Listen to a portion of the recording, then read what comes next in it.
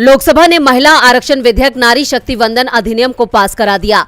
ये बिल सर्वसम्मति से पास हो गया है, जबकि इससे पहले जब भी बिल संसद में पेश हुआ तो जमकर बवाल मचा था और शायद इसलिए सरकार इस बिल को लोकसभा चुनाव से ठीक पहले लेकर आई है, जिससे इसका फायदा उठाया जा सके। लेकिन अब इसका नुकसान होता दिखाई दे रहा है।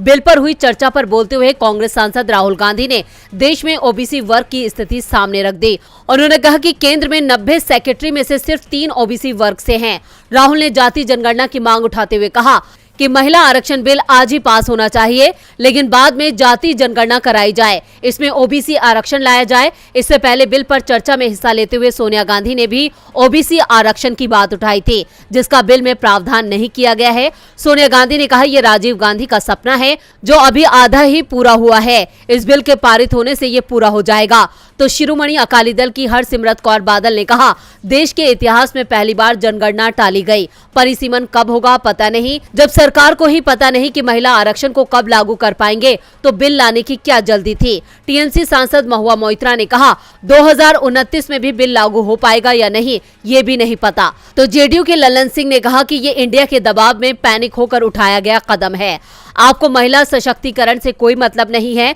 दूसरी ओर सरकार का पक्ष रखते हुए केंद्रीय मंत्री अनुप्रिया पटेल ने कहा कि 2010 में जो बिल राज्यसभा में यूपीए सरकार लाई थी उसमें ओबीसी का ख्याल नहीं रखा गया था।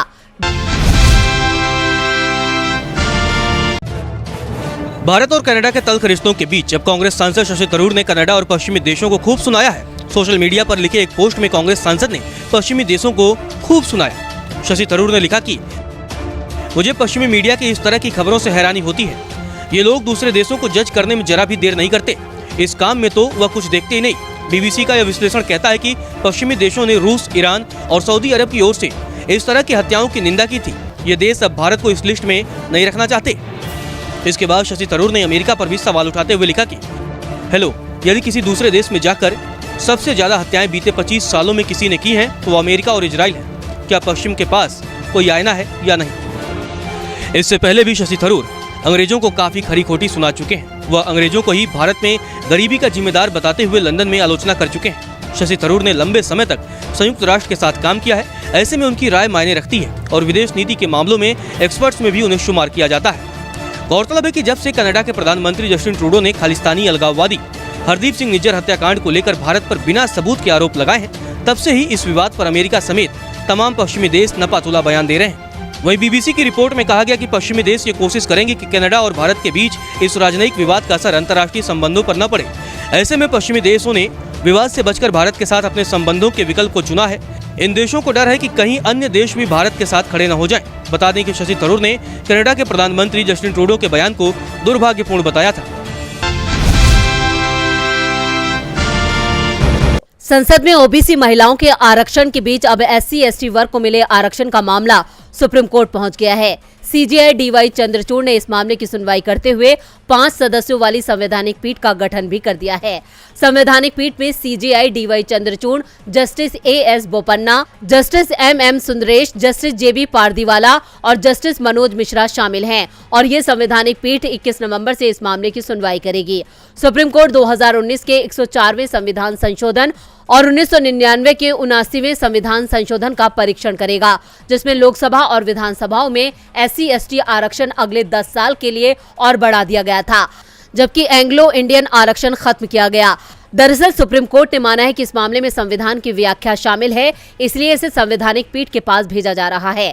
दरअसल संविधान में SC/ST आरक्षण का प्रावधान शुरुआत में 10 साल के लिए लागू किया गया था, लेकिन बाद में इसे हर बार 10 साल के लिए बढ़ाया जाता रहा और 2019 में आखिरी बार इसे 10 साल के लिए बढ़ाया गया और ये भी तय माना जा रहा है कि 2029 में भी इसे अगले 10 साल के लिए बढ़ाया जाएगा।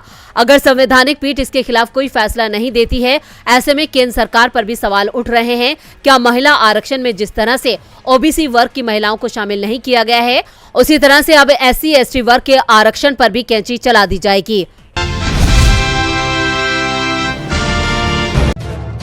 कांग्रेस सांसद राहुल गांधी गुरुवार की सुबह सुबह दिल्ली के आनंद विहार रेलवे स्टेशन पहुंच गए। उन्होंने स्टेशन पर काम करने वाले कुलियों और अन्य कामगारों से बातचीत की। राहुल गांधी बड़े ध्यान से कुलियों के मन की बात सुनते नजर आए। गौरतलब है कि संसद सत्र के बीच राहुल गांधी कुलियों से मिलने पहुंचे हैं। भारत जोड़ो यात्रा के बाद से ही राहुल लगातार एक्टिव हैं। आए दिन वो किसी न किसी से मिलने पहुंच जाते हैं और इससे पहले भी राहुल गांधी किसानों और ट्रक ड्राइवरों से मुलाकात कर चुके हैं। राहुल गांधी लंबे वक्त से आम लोगों के बीच पहुंचकर मुलाकात कर रहे हैं। दिल्ली में वो सब्जी मंडी में भी जाकर वहां काम करने वाले लोगों से मुलाकात कर चुके हैं और बाइक मैकेनिकों से भी मुलाकात कर चुके हैं। इसके अलावा हरियाणा के खेतों में पहुंचकर किसानों से मुलाकात की और किसानी भी की। इसी कड़ी में राहुल गांधी अब आनंद विहार रेलवे स्टेशन पहुंचे, जहां उन्होंने कुलियों से मुलाकात की है। मध्य प्रदेश में शिवराज सरकार मुश्किल में दिखाई दे रही है। चुनाव में हार के डर से बीजेपी नेता दल बदल कर रहे हैं। सत्ताधारी दल बीजेपी लगातार कमजोर होती जा रही है। इस कड़ी में बीजेपी को फिर एक बड़ा झटका लगा है। बालाघाट से पूर्व बीजेपी सांसद बोध सिंह भगत ने बीजेपी से इस्तीफा दे दिया और वो कांग्रेस में शामिल हो गए हैं। भगत के अलावा सामान्य निर्धन वर्ग कल्याण आयोग के अध्यक्ष शिव चौबे के भतीजे सुमित चौबे ने भी कांग्रेस का दामन थाम लिया है। इसके अलावा कई और नेताओं ने बीजेपी छोड़कर कांग्रेस की सदस्यता ग्रहण कर ली है। पीसीसी चीफ कमलनाथ ने सभी को कांग्रेस की सदस्यता दिलाई। मध्य प्रदेश कांग्रेस ने ट्वीट करके लिखा है, प्रदेश कांग्रेस अध्यक्ष कमलनाथ के नेतृत्व से प्रभावित होकर बालाघाट से बोध सिंह, रीवा से दिलीप सिंह, बुधनी से राजेश पटेल ने, विदिशा से प्रभात जोशी ने हजारों कार्यकर्ताओं के साथ कांग्रेस की सदस्यता ग्रहण की। वहीं भोपाल में कांग्रेस की सदस्यता लेने से पहले बिना नाम लिए बोध सिंह भगत ने कहा कि बालाघाट में भाजपा व्यक्ति विशेष की पार्टी बन गई है। पार्टी में कोई भी स्वतंत्रता पूर्वक विचार नहीं रख सकता। बीजेपी में एक व्यक्ति विशेष के कहने पर ही काम होते हैं, जिससे मुझे लगता है कि अब इस पार्टी में यहाँ रहने का कोई फायदा नहीं है।